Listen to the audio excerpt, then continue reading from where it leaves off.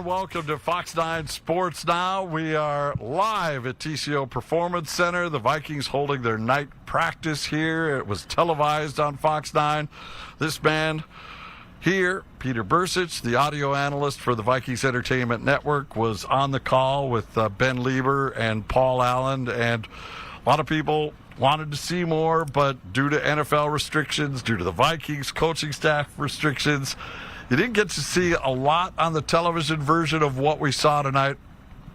But for the people that weren't here in person, what was your takeaways from, again, it's subject number one every time we get together, the quarterbacks. Yeah, the quarterbacks, I don't think, overall, I don't think it was a great offensive night throwing the ball. I thought running the football, there were some really good things, and we'll get into that in a little bit.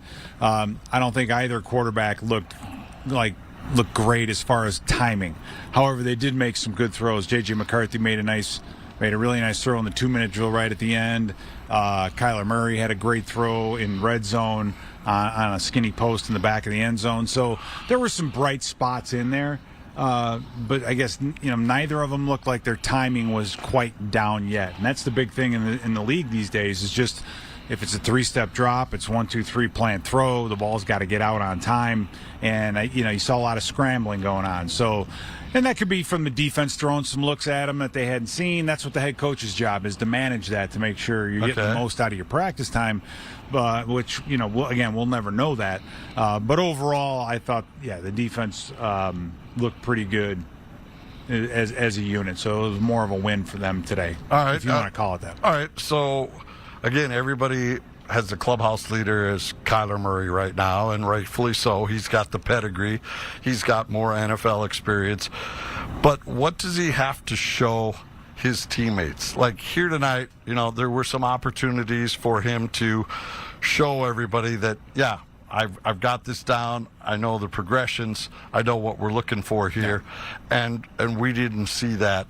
But again, you said we don't know the full script. One thing I did notice, and some of it has to do with the 2-minute situation and all that, but there was a lot more pistol and shotgun type offensive formations than I'd seen out of this offense in years past.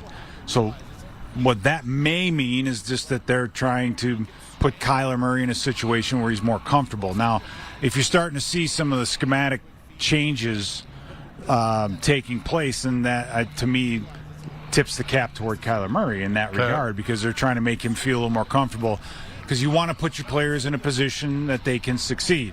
Now they're going to ask him to stay in the pocket and do some different things, but at the same time you got to give a little bit, make them a little more comfortable. So we saw, I think, a little bit more out of pistol and shotgun than we've seen out of this offense this early in the year. We'll see if it continues against Baltimore when they come to town, and we'll see what the offense looks like again this weekend against the New York Giants. All right, what about J.J. McCarthy? Does he now have to bend his game a little bit to do the pistol, to do the shotgun more?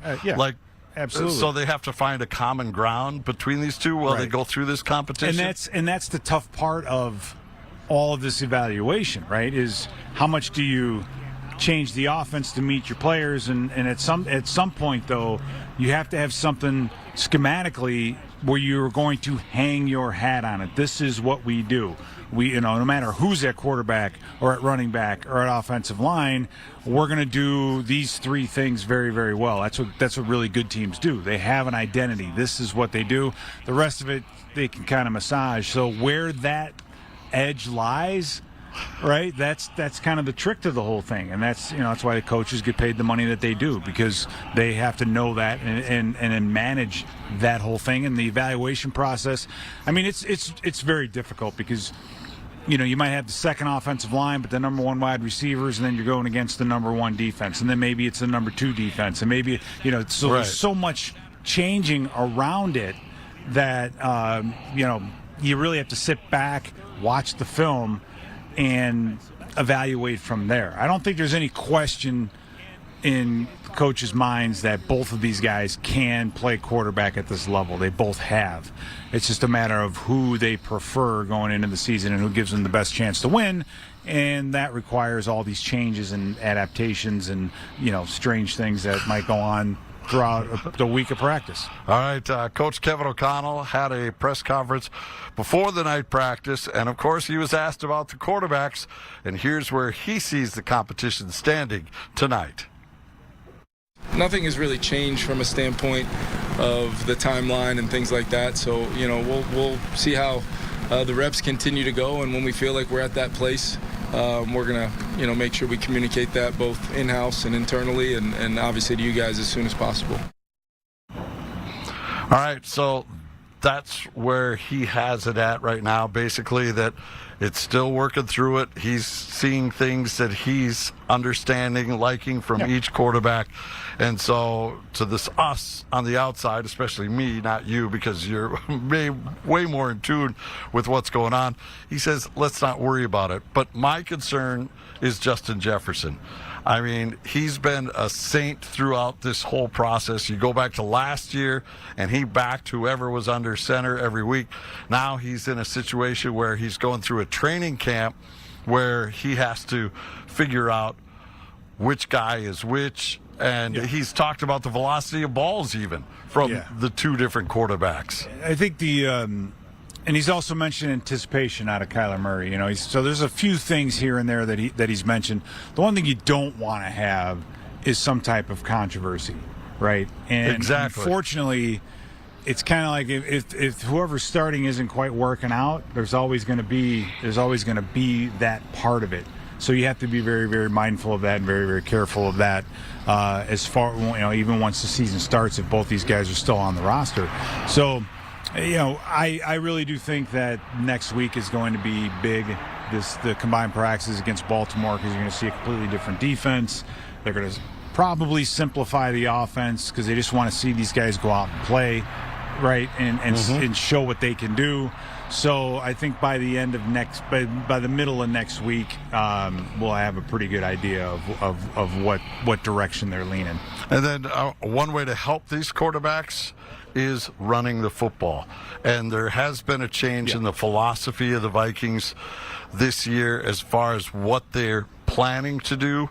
How much can that be an important cog in this whole story? Yeah, it can be a huge one. And everyone's talking about the outside zone. Well, I saw a lot of really nice runs today, and they all weren't outside zones, right? There was a lot with the fullback and two backs in the backfield. Damon Claiborne, taking a ISO, just a lead ISO simple run play behind Bredesen, and it looked, Claiborne, he's quick, right? I mean, he's got some juice, and that's what you want to see. That's something the Vikings, I don't mean to interrupt, but that's something the Vikings haven't had, is that breakaway speed since Dalvin Cook, where if a defender misses, all of a sudden it's, he's out the door. I mean, Aaron Jones is elusive, Mason's got power, but they don't have that second gear. Yeah, it's a rarity, right? And there are a lot of backs in the league that's all they're missing. And you can still play for a long time, but it's rare to find the guy that has that breakaway speed. And, we haven't seen it yet, but maybe Claiborne will have that. And if that's what he can bring to the table, then that's a huge asset. And especially a guy that you got in the 6th round in the draft. So, but overall, I think, Juwan Jennings blocking as a wide receiver, I think Kevin O'Connell will take advantage of that. I thought the wide receivers blocked very well tonight. So it's still a team effort, and the way this team, the formations, the shifting, the motioning, all of that, there's always a play action off of every run look, all that mixed together, that planning mixed together, I think has added a little bit of juice to the running game. All right, we're going to take a break here. Much more coming to you live from TCO Performance Center. More on the night practice, and we'll look at the defensive side of the ball. They stood out tonight.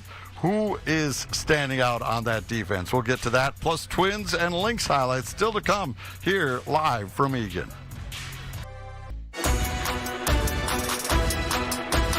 Welcome back to the Vikings TCO Performance Center out in Eagan. They had the night practice here tonight. Jim Rich here, along with former Viking, now audio analyst for the Minnesota Vikings, Pete Bercich. And we've spent a lot of time talking about the offense, and rightfully so. But the defense is this team's calling card. They have been consistent throughout, especially tonight. They were good again. Yeah. But they had to remake the defensive line. Grenard is gone. The two interior guys are gone. A lot of things have changed, but it doesn't seem like they're missing much. What have you seen of how Flores has rebuilt that? Yeah, I think you just have to look as far as the draft to know, what's going on with Caleb Banks and Dominique Orange. You're trying to get bigger up front. And, some of that is Dallas Turner is taking over for Jonathan Grenard. And Jonathan Grenard was a very, very good player against the run on base downs. He brought a level of physicality that you don't see a lot. But you can't ask Dallas Turner to all of a sudden turn into somebody who he's not. Okay. So you still have to have that physicality. So where does it come from? Right. It comes from those guys up front. Tyron Ingram Dawkins didn't practice tonight. I've heard he's had a great camp so far. So he's developing, which is great, which is what you want to see. They're going to be young. Right, you're going to be young up front, and you're going to see all 6 of those guys probably getting in quite a bit. But those big guys up front are the capturing of the line of scrimmage by those guys is going to be really important this year. All right, everybody has seen Banks out here. We saw him tonight. He's towering over his teammates. This guy, 6'6", whatever, 327. They list him at, and it's not excess weight. This guy is built. How quickly can a guy assert himself coming from the college ranks to figure out the nuances of trying to get through an offensive line in the National Football League? Well, in a league full of physical freaks, he's like, he's like Randy Moss. He's just a little bit more freaky than everybody else. And he's so big and so quick and so strong. He's going to get better scheme. He doesn't need to know the scheme perfectly to contribute. Right, he's just so big and so fast that if he can just help hold the point, take on a double team, right, hold the point on a double team and do some of those things, just control the line of scrimmage, that's going to be big because you got guys like Cashman and those guys behind him running to the football. So, you just want to make sure he's advancing at his own pace. Obviously, the foot thing is a concern. It's been a concern. Hopefully, they got that figured out. But you don't want to risk anything because he could have a good 8-10 year career here if that goes. But because of his freakish size and quickness and everything else, he should be able to contribute a lot more quickly than a guy that's later round draft pick, more of a scheme guy. You got to learn all the little tricks and techniques. I think this guy can make an impact without knowing all that. All right, 30 seconds. Dallas Turner, how does he not try to be Jonathan Grenard? You said he is not Jonathan Grenard, but how does he not try to emulate what he saw last year? I think he should try to be Jonathan Grenard. I mean, the physicality. I just thought he would go off his game. I just don't think that Flores and the defense are going to ask him to do the same things that they asked of Jonathan Grenard. They're not going to ask him to necessarily take on tackles, wrong arm counters, right, and hold the edge and do some of those, stunts and different run things that they use Grenard to do. I think they'll use him a little bit more in space because that's where Dallas Turner is better than Grenard. If you put him out in space, you let him blitz off the edge, let him use his speed. So I think they're going to put him in a spot where he can do that a little bit more. All right. Peter, thank you so much. We appreciate it. Thank you. And look forward to his first game next Saturday right here on Fox. Kickoff is at noon against the New York Giants. Wait, my first game was like 30 years ago. Well, that's true. First game of this season. You're right. You are right.